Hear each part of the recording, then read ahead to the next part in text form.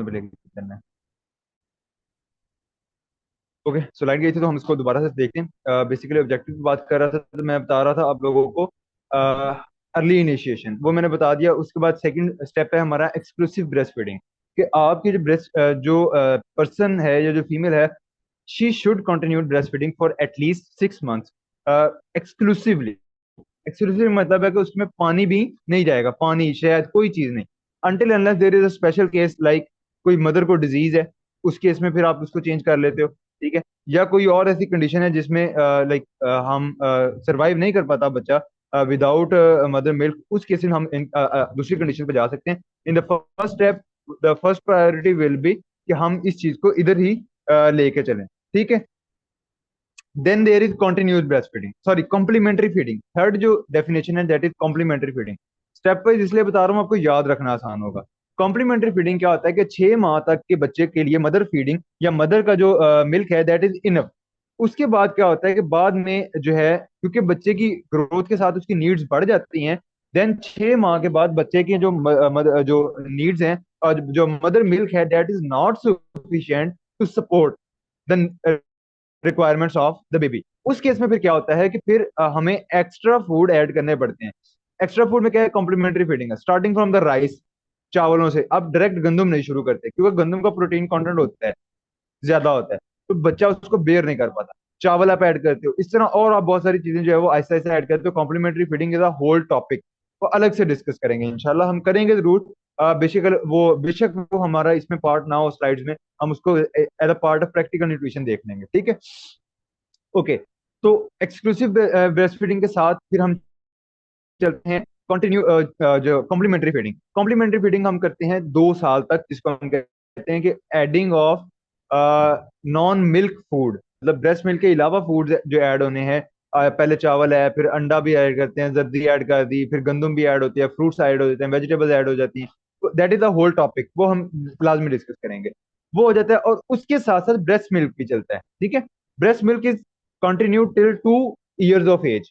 2 साल तक आप ब्रेस्ट मिल्क को कंटिन्यू रखते हो, बट पहले 6 माह खाली ब्रेस्ट मिल्क होगा, and after from 6 months to 2 years जो है वो साथ में अदर फूड्स ऐड होंगे साथ में ब्रेस्ट मिल्क। 2 साल के बाद आप जो मदर मिल्क है उसको बंद कर दो, वो उसके बाद फिर आप उसे नहीं पिलाते, ठीक है। मतलब बियॉन्ड लिखा है 2 इयर्स एटलीस्ट है। अब मतलब कुछ कई केसेस में 3 साल तक भी पिलाते हैं, ठीक है, लेकिन उसके बाद नहीं पिलाते। 2 ढाई साल 3 साल तक भी मदर मिल्क जो है वो पिलाया जाता है, बट 2 इयर्स एटलीस्ट मिनिमम है कि आप जो ब्रेस्ट फीडिंग है उसको कंटिन्यू रखवाएं इन द पेशेंट और इन द पर्सन और in the client. Current nutritional concern of the children, अभी तक जो है वो हमें पता है कि इस टाइम पे इस पॉइंट पे बच्चों की जो है वो बहुत ज्यादा रिक्वायरमेंट होती है। आप खुद पढ़ लीजिएगा, इसमें कोई चीज समझाने वाली नहीं है, सिर्फ स्टैट है, इतने बच्चे हैं, इतने नहीं, 1000 में से इतने बच्चे, ये है वो टर्म्स समझाता हूँ। Now we were talking about different terms related to breast feeding. अब हम बात कर लेते हैं लाइफ स्टेज की। इन्फेंसी होती है पहले साल का, ठीक है। अभी यहाँ पे 1 साल लिखा हुआ है, यूजुअली हम 6 माह कहते हैं, ठीक है, 6 माह भी कहते हैं, 1 साल भी कहते हैं। आप 1 साल याद रख लो। इन्फेंसी, इन्फेंट जो है वो 1 साल तक का होता है। उसके बाद आते थे चाइल्डहुड, 1 से लेकर 10 साल तक का चाइल्डहुड होता है, 10 साल तक का बच्चा।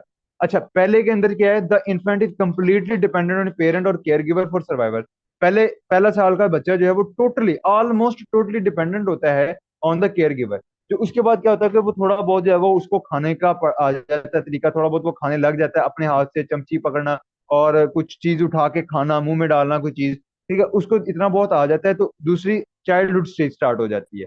उसमें वो इंडिपेंडेंसी सीखता है, पहले खाना, फिर अपने डिफरेंट अदर टास्क, चलना फिरना, ठीक है, फिर कपड़े चेंज करना, ये चीजें सीखता है 1 से 10 साल का। उसके बाद टोडलर स्टेज आती है।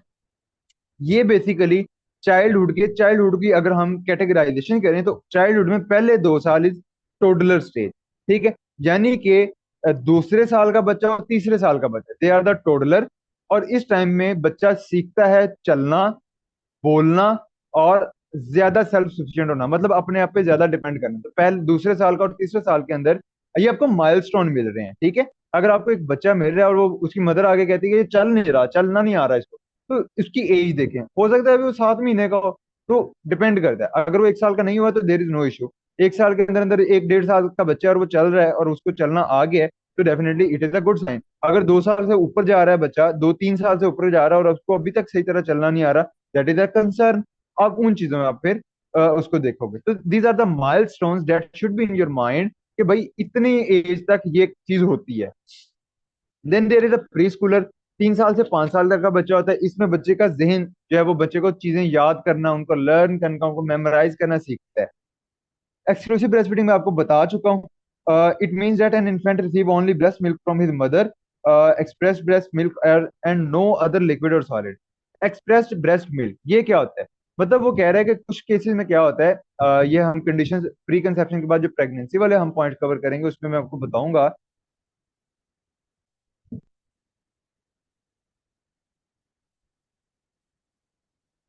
अच्छा, वो क्या होता है कि उसमें जस्ट अ मिनट, मुझे ये ना कर लेने दें। बच्चे कुछ आ रहे हैं शायद।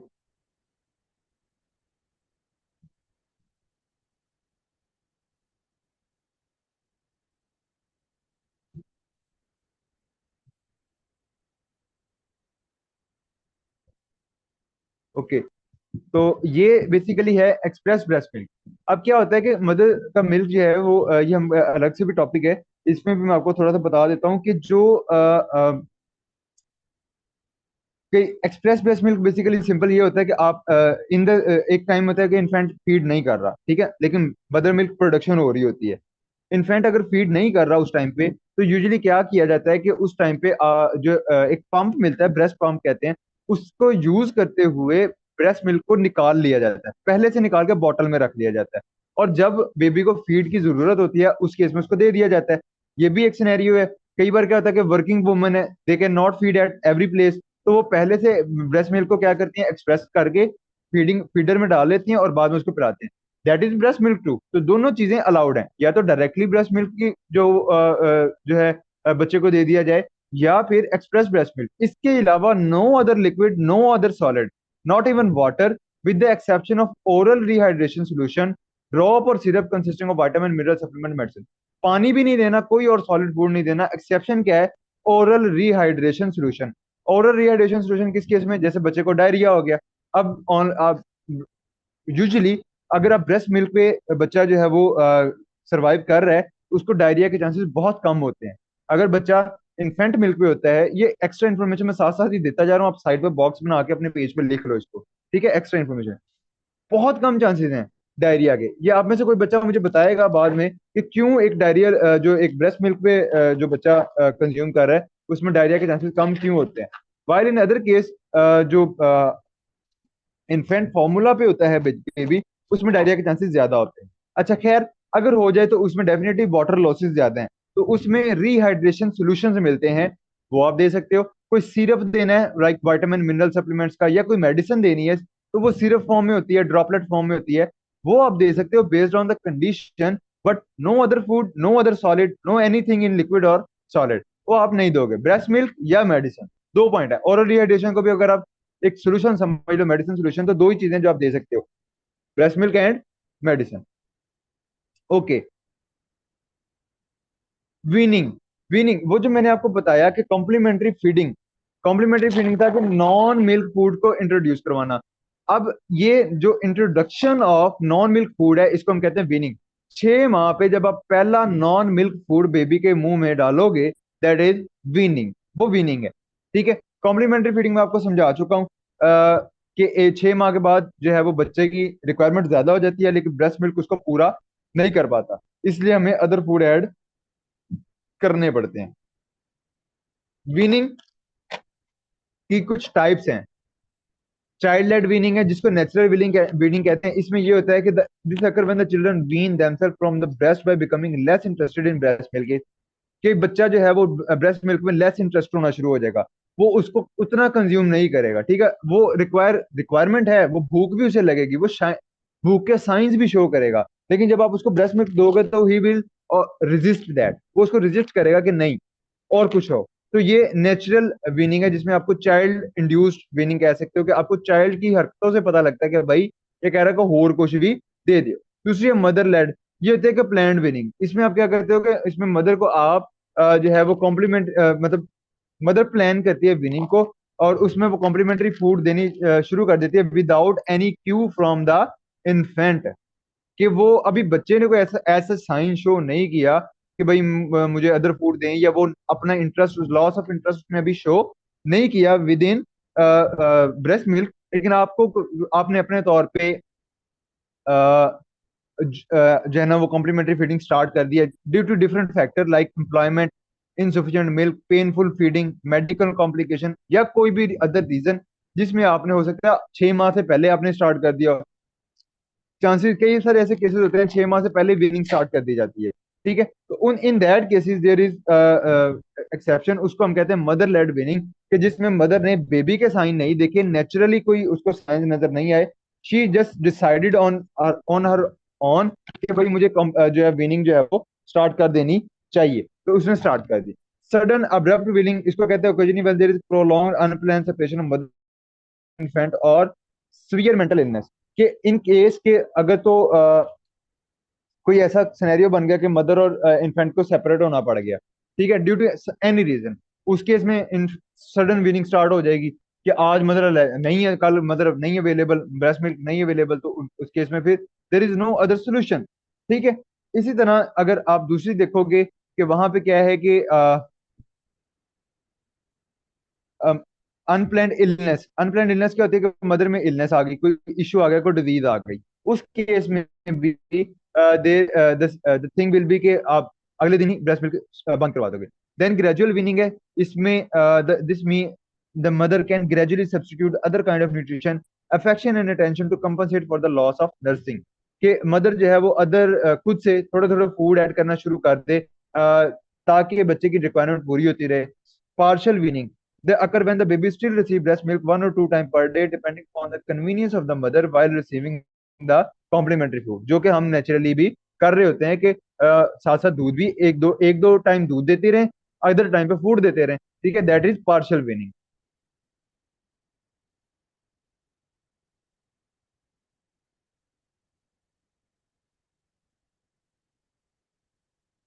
Okay, first 1000 days of life मैंने आपको बताया, कंसेप्शन से लेके 2 ईयर्स ऑफ बेबी जो है that is first 1000 days of life. इसके अंदर जो है कि आप अगर इसमें न्यूट्रिशन प्रॉपर नहीं है, सारी उम्र उसको न्यूट्रिशन देते रहें, वो प्रॉपरली ग्रो नहीं करेगा। इसमें न्यूट्रिशन प्रॉपर है, सारी उम्र के लिए वो एक नॉर्मल डाइट पर रहे, he will survive a very good life. Nutrition जो है वो इसमें बहुत सारे इन्फेक्शन के चांसेस बढ़ा देती है, फ्रीक्वेंसी सिवियरिटी ऑफ इन्फेक्शन बढ़ जाते हैं, जिसकी वजह से रिकवरी डिले होती है, जिसकी वजह से एक लीथल साइकिल बनता है, worsening illness and deteriorating nutritional status. Basically इसको हम कहेंगे, इस तरह देखेंगे कि न्यूट्रिशन अगर प्रॉपर नहीं थी, बच्चा हो जाएगा, बच्चे को इन्फेक्शन के रिस्क बढ़ गए, क्यों? उसमें एंटीऑक्सीडेंट नहीं है, उसमें जो है वो उसमें एंटीबॉडीज प्रॉपरली नहीं गई। पुअर न्यूट्रिशन की वजह से बच्चे में क्या इशू आ गया कि उसमें इन्फेक्शन के चांसेस बढ़ गए, इन्फेक्शन के चांसेस बढ़ेंगे, बच्चा हो जाएगा बीमार, बीमार हो जाएगा तो अब उसमें मजीद उसकी नीड्स भी बढ़ गई, उसमें रिक्वायरमेंट कम होगी, उसका फूड इंटेक ऑटोमेटिकली कम हो जाएगी। जब बीमार होते हैं तो आप कम खाते हो, ठीक है, फूड इंटेक कम हो गया, उसकी रिक्वायरमेंट बढ़ गई है, लेकिन अब इससे और अंडर नोरिशमेंट आएगी, मजीद अंडर नोरिशमेंट जो है वो मजीद इंफेक्शन का बायस बनेगी, मजीद बीमारियों का बायस बनेगी, वो मजीद बीमारियां फिर से न्यूट्रिशन को और डाउन ले जाएंगी, तो it become a lethal cycle, जो कि अल्टीमेट एंड होता है with the death of that person. Stunting है low height for age, age के हिसाब से लो हाइट, अंडरवेट है low weight for age, wasting low weight for height, और ओवर वेट जो है वो एक्सेसिव फैट अकोमोडेशन है। अच्छा, इसमें दो कॉन्सेप्ट हैं जो कि एक्स्ट्रा इंफॉर्मेशन है जो मैं शेयर करूंगा। आपने दो लफ्ज सुने होंगे, acute and chronic, acute malnutrition and chronic malnutrition. The acute malnutrition is wasting, the chronic malnutrition is stunting. Basically होता क्या है कि जब आपको पता है वेट चेंज अब्रप्टली बहुत जल्दी वेट चेंज हो जाता है, अगर आप न्यूट्रिशन थोड़ा सा न्यूट्रिशन स्टेटस चेंज हो, साथ ही वेट जो है वो अपनी काया पलट लेता है। ठीक है, तो अब अगर मैं आपको ये चीज समझाऊं कि भाई आज एक बंदे की न्यूट्रिशन खराब होनी शुरू हुई, अभी 2-3 हफ्ते गुजरे तो उसका वेट चेंज हो जाता है ना। इसी तरह अगर एक बंदे को 1 महीना 2 महीने खाना सही तरह नहीं मिल रहा तो उसमें आएगा वेट लॉस। वेट लॉस किस फॉर्म में होगा? मसल मास की लॉस में। तो वेस्टिंग एज बेसिकली हम चेक करते हैं मुआक से, मुआक से भी करते हैं, वेट भी वैसे भी वेट देख रहे हैं, तो अगर मुआक जो है, मुआक कहते हैं mid upper arm circumference, you all know that. अगर उसका मसल मास लॉस हो रहा है, इसका मतलब है कि इंस्टेंट मार्कर है, वेस्टिंग हो रही है। ये होती है एक्यूट मैल्न्यूट्रिशन के एक। एक्यूट क्या होता है कि फौरन से, इंस्टेंटली हुई, और उसके जो है सडन हमें साइड इफेक्ट या उसके सडन रिजल्ट हमें नजर आ गए। लेकिन अगर यही काम चलता रहे, एक बंदा पुअर न्यूट्रिशन पे है, उसकी डाइट ठीक नहीं है, उसकी डाइट में फ्री कार्ब्स हैं, फैट, बैड फैट है उसकी डाइट में, लेकिन ये नहीं है कि उसकी डाइट में माइक्रोन्यूट्रिएंट प्रॉपर नहीं है, उसकी डाइट में न्यूट्रिशन प्रॉपर नहीं है, तो ये क्या होगा कि ये एकदम से पता नहीं लगेगा, लेकिन एट द एंड बच्चे की हाइट छोटी रह जाती है, ठीक है। उसको कहते हैं क्रॉनिक मैल्यूट्रिशन। क्रॉनिक मैल्यूट्रिशन जो है वो इंस्टेंट नहीं होती, वो प्रोलॉन्ग्ड होती है। साल, 2 साल, 3 साल, 4 साल लग जाएंगे उसको चेक करने में कि मैल्यूट्रिशन हो गई है, लेकिन वो 4 साल होंगे डेवलप करने में। लेकिन अगर एक स्टंटिंग हो गई उसके बाद वो रिपेयरेबल है, बहुत कम चांस है। वजन आज कम हुआ है, आप महीना उसकी डाइट ठीक कर दें, वजन ठीक हो जाएगा। हाइट अगर किसी बच्चे की कम है तो आप महीने में ठीक नहीं कर सकते, आप उसकी ग्रोथ क्योंकि ऑलरेडी स्लो हो चुकी है। तो क्रॉनिक जो चीजें होती हैं उनको मैनेज करना, उनको सॉल्व आउट करना इज अ बिट डिफिकल्ट, ठीक है। तो वेस्टिंग और स्टंटिंग और क्रॉनिक और एक्यूट और क्रॉनिक, ये आपको पता होना चाहिए कि एक्यूट मैल्यूट्रिशन जिस जो कि शॉर्ट टर्म होती है लेकिन सीवियर होती है, वो वेस्टिंग से प्रेजेंट की जाती है। और जो लॉन्ग क्रॉनिक मैल्यूट्रिशन है जो कि लॉन्ग टर्म होती है, उसको स्टंटिंग से प्रेजेंट किया जाता है। एनएनएस डाटा आप खुद से देख लेना, कोई इसमें बताने वाली चीज नहीं है। अनीमिया, आयरन एफिशिएंसी कितना फैला, जिंक डेफिशिएंसी, विटामिन ए, ये चारों न्यूट्रिएंट जो है वो हम डील कर रहे हैं with in my project, HEC का जो प्रोजेक्ट है। ये सिर्फ इंडिकेटर्स हैं, ये आपने वैल्यूज जो हैं वो मेजर मेजर वैल्यूज याद कर लेना, बाकी रहने देना। Indicator of complementary feeding basically जो है, ये इंपॉर्टेंट क्वेश्चन है। मिनिमम 3 इंडिकेटर हैं, minimum dietary diversity, minimum meal frequency, minimum acceptable diet. गौर से सुनना, ये इंपॉर्टेंट पार्ट होता है, ठीक है। ये और क्वेश्चन लाजमी इनमें से, इन तीन में से एक डेफिनेशन या इनका जो डिफरेंस है वो लाजमी पूछा जाता है। Minimum dietary diversity, proportion of child age 6 to 23। अब ये बेसिकली जो ये तीनों पॉइंट हैं, these are related to complementary feeding. पहला है मिनिमम डाइटरी डाइवर्सिटी, कि जो 6 माह से लेके 23 माह यानी कि 2 साल तक का जो बच्चा है, उसमें एटलीस्ट 7 7 ग्रुप होने चाहिए। Grain, root, legume, non breast milk, ठीक है, एंड डेयरी प्रोडक्ट्स यानी कि other dairy product, meat, egg, vegetable and fruits. 7 group ये हैं, ठीक है। वो कहता है कि इनमें uh, 4 आउट ऑफ 7 बेसिकली होता है, ठीक है। यहाँ पे ये इन्होंने वो नहीं लिखा हुआ, डेफिनेशन में कमी है। द एक्चुअल डेफिनेशन सेज कि 7 में से एटलीस्ट 4 ग्रुप्स के जो है ना उसको इनटेक होना चाहिए। It is termed as minimum dietary diversity. 7 में से ये जो 7 ग्रुप लिखे हैं, इनमें से 4 ग्रुप्स में से फूड लाजमी इनटेक करने चाहिए, उस बच्चे को करवाने चाहिए। और अगर इसमें ब्रेस्ट मिल्क इंक्लूड कर दो तो फिर 8 में से 5, 8 ग्रुप हो जाएंगे ना। ये लिखा हुआ नॉन ब्रेस्ट मिल्क, 8वां पॉइंट लिखो ब्रेस्ट मिल्क, और 8 में से कहता है 5 जिनमें breast milk is a compulsory point, और बाकी ये 4 हो जाएंगे। तो 8 में से 5 फूड ग्रुप्स देना मिनिमम डाइटरी डाइवर्सिटी है। मिनिमम फ्रीक्वेंसी ऑफ मील्स कहता है कि minimum number of meals throughout the day needed to meet the nutritional need, breast feed separately. Fat children है, एस मदर ब्रेस्ट फीडिंग करवा है, उनमें minimum meal frequency 6 day for children 3 months. 6 से 23 माह का जो बच्चा है, ये जर्नल इन्होंने, ठीक है, अगर हम इसको जर्नल करें तो ये 6 से 8 माह होने चाहिए। देखो 6 से 8 माह का जो बच्चा है उसमें 2 टाइम आप दूसरा खाना दोगे, बाकी टाइम पे वो अपना ब्रेस्ट मिल्क जो है वो इनटेक कर रहा है अकॉर्डिंग टू नीड। उसको भूख लग रही है, आप उसको ब्रेस्ट मिल्क इंड्यूस करवा देते हो, भूख लग रही है ब्रेस्ट मिल्क इंड्यूस करवा दिया, ठीक है। और 2 टाइम आपने लाजमी ऐसे चूज किए पूरे दिन में जिनमें आपने अदर फूड दिया, ठीक है, that is minimum meal frequency. और 3 टाइम, 9 से, ये 6 से 8 माह का बच्चा है, और 9 से लेके आगे 23 माह तक का जो बच्चा है, उसमें 3 टाइम आप दूसरा खाना दोगे, बाकी जितने भी टाइम वो खाना मांगे तो आप उसे यही जो ब्रेस्ट मिल्क है ये इंट्रोड्यूस करवाओगे। नॉन ब्रेस्ट फेड चिल्ड्रन, जिनको ब्रेस्ट मिल्क जो है वो इंट्रोड्यूस नहीं करवाया जा रहा, फॉर्मूला मिल्क खिलाया जा रहा है, या जिनकी ब्रेस्ट फीडिंग जो है वो 6 माह के बाद रोक दी गई है, उन केसेस में आपकी मिनिमम मील फ्रिक्वेंसी जो है वो एटलीस्ट 4 बार होगी। मतलब आपको दिन में 4 बार लाजमी, सारों के लिए, 6 से 23 माह, 6 माह से लेकर 23 माह तक के तमाम बच्चों के लिए एटलीस्ट 4 बार उनको आपने खाना जो है वो इंट्रोड्यूस करवाना है। minimum acceptable diet. For breastfed children 6 to 23 months, the minimum acceptable diet is defined as children receiving, यानी ये पहले दोनों का कॉम्बिनेशन है। जिस बच्चे को मिनिमम डाइटरी डाइवर्सिटी और मिनिमम मील फ्रिक्वेंसी मिल रही है, वो मिनिमम एक्सेप्टेबल डाइट पे है। इसी तरह ब्रेस्ट मिल्क, यानी कि एक बंदा जो मिनिमम डाइटरी डाइवर्सिटी पे है, यानी कि 7 में से 4 ग्रुप्स इनटेक कर रहा है, 2 टाइम उसको ये खाना मिल रहा है, और साथ में जितनी बार उसको ब्रेस्ट मिल्क की रिक्वायरमेंट है वो उसको मिल रही है, तो वो मिनिमम एक्सेप्टेबल डाइट पे है। नॉन ब्रेस्ट फेड चिल्ड्रन के केस में मिनिमम वो होगा कि अगर वो अदर मिल्क और milk product twice a day, यानी कोई भी अदर मिल्क सोर्स है या जो भी डेयरी प्रोडक्ट की वो कंजम्पशन कर रहा है किसी भी फॉर्म में, या फार्मूला मिल्क का इंटेक कर रहा है, तो दिन में 2 मरतबा at least mother milk, sorry milk किसी भी फॉर्म में, मदर मिल्क तो वो ले ही नहीं ना, इसीलिए वो नॉन ब्रेस्ट फेड है। Receive the minimum meal frequency, minimum meal frequency क्या है, जो उसके हिसाब से हमने पिछले जो स्लाइड है उसमें हमने डिसाइड की, नॉन ब्रेस्ट फेड की 4 4 बार उसको दूसरा खाना, 2 बार उसको डेयरी प्रोडक्ट्स या फॉर्मूला मिल्क, और चार, मतलब ये हमारा आ गया minimum receive semi solid food at least 4 food groups, 4 groups at least उसके इंक्लूड है मिल्क के अलावा, 4 फूड ग्रुप, पांचवा मिल्क, नॉन ब्रेस्ट फेड।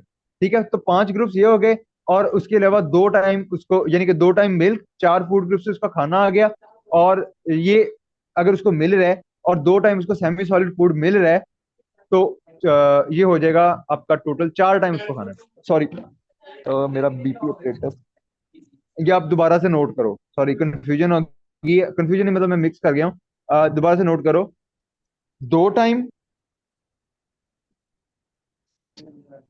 खाना, सॉरी 2 टाइम मिल्क, जो भी फॉर्मूला मिल्क या dairy dairy products what ever that is,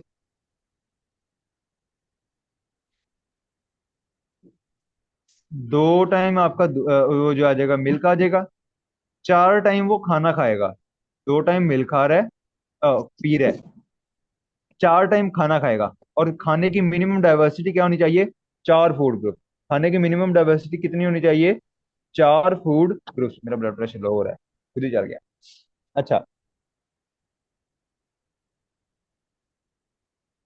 ठीक है, ये समझ आइए बच्चों, मुझे वो जरा बताना, चैट में बताना, जल्दी करना, चैट में या वैसे हैंडल करके। ये समझ आ गई, तीनों पॉइंट्स इंपॉर्टेंट पॉइंट्स हैं ये, पेपर पॉइंट ऑफ व्यू से बहुत इंपॉर्टेंट है। किसी का कैमरा ऑन है यार बच्चों, हाफिजा जैनब आपका कैमरा ना छत की तरफ ऑन है, आप देख लें काइंडली।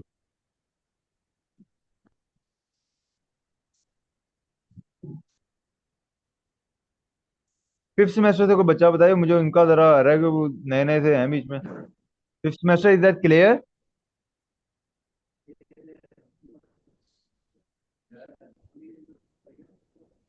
बोलो ना, बोलो ना, बोलो।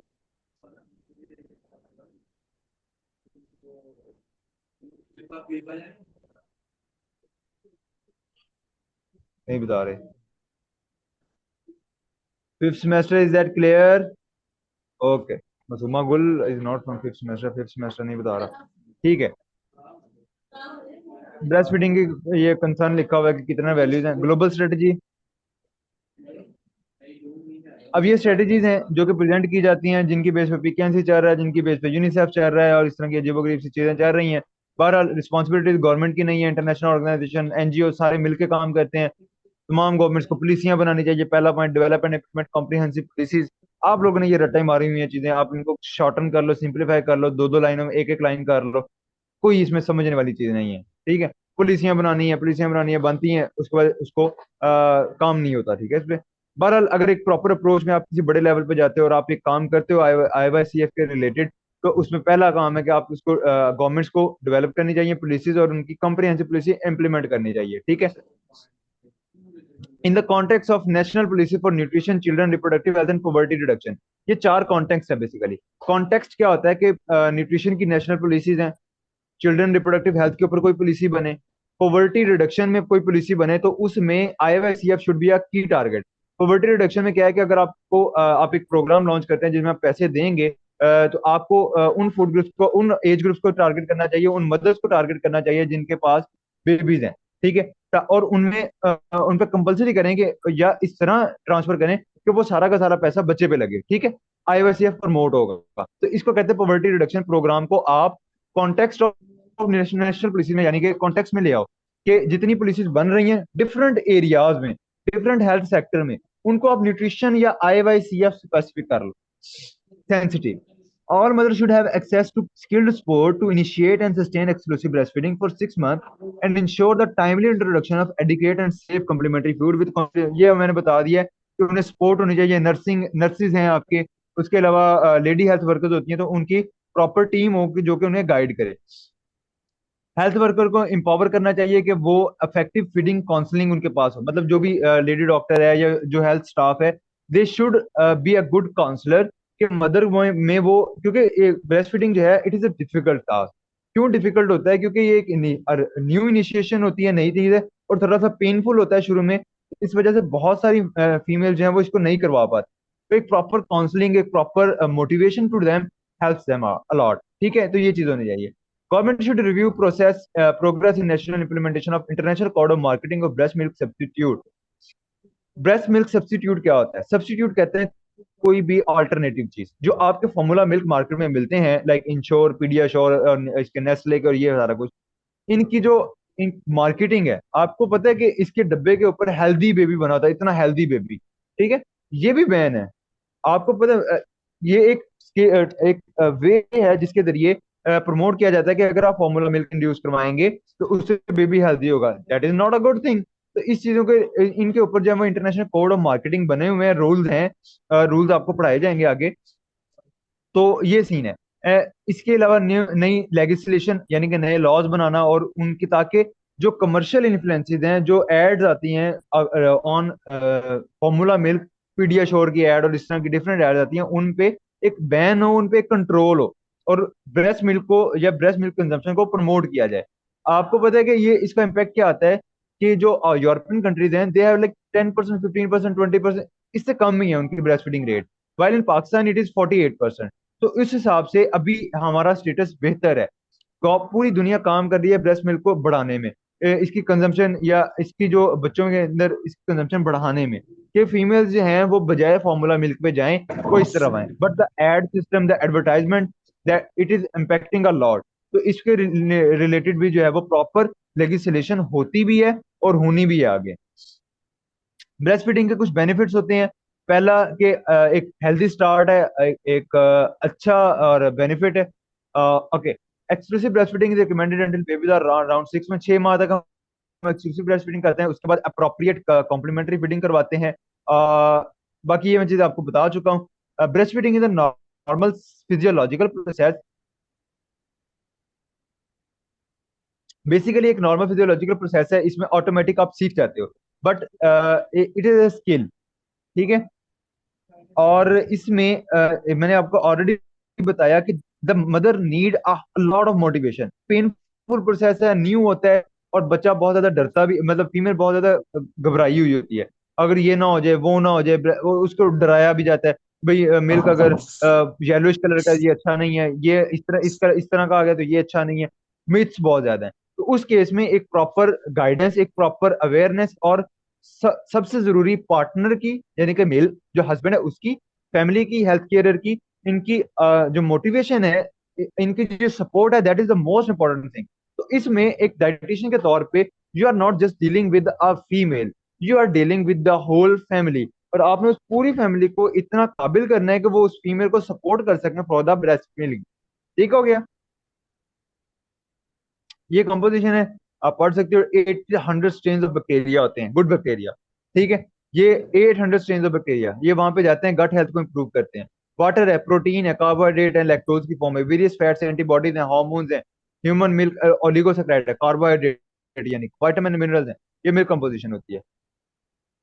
बेनिफिट है, गैस्ट्रोइंटेस्टाइनल इन्फेक्शन को बचाएगा। क्यों बचाएगा? क्योंकि एक तो पहली चीज, गुड बैक्टीरिया गए। कंपोजिशन के ऊपर आप सारे बेनिफिट लिख सकते हो, कंपोजिशन याद कर लो, हर एक के ऊपर आप बेनिफिट लिख लो, ठीक है, आप जितने मर्जी बेनिफिट लिखते जाओ।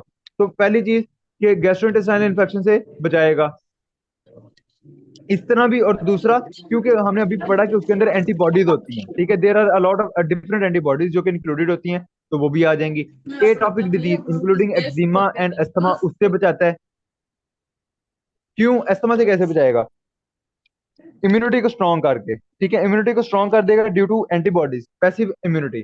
यूरिनरी ट्रैक इन्फेक्शन से बचाता है, रेस्पिरेटरी इन्फेक्शन से बचाता है, obesity in childhood and later life इससे बचाता है। फॉर्मूला मिल्क वाला बच्चा मोटा है, हेल्दी नहीं है, ठीक है, लेटर लाइफ में वो वहां पे ग्रो कर रहा है, लेकिन जो ब्रेस्ट मिल्क वाला बच्चा है इसकी जो फिजिक है वो नॉर्मल रहती है।